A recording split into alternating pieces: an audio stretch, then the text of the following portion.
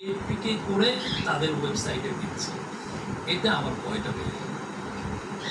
বুঝছেন, যদি ভুল হয়, যদি আমি কনফিডেন্ট ছিলাম আর কি, আমি তো একজন বিলিভার, বিশ্বাসী মানুষ।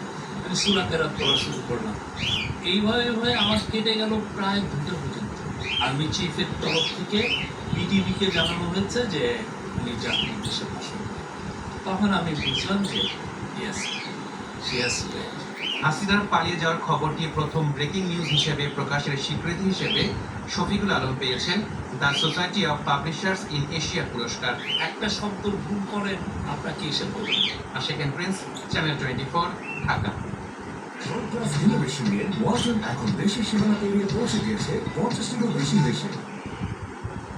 গণমাধ্যমের ত্রুটি চেপে ধরা যুগে একটা গণঅভ্যুত্থানের সত্য খবর তুলে ধরাটা সহজ ছিল না মোটেও, কিন্তু কাউকে না কাউকে বলতে হয়। হাসিনার সরকার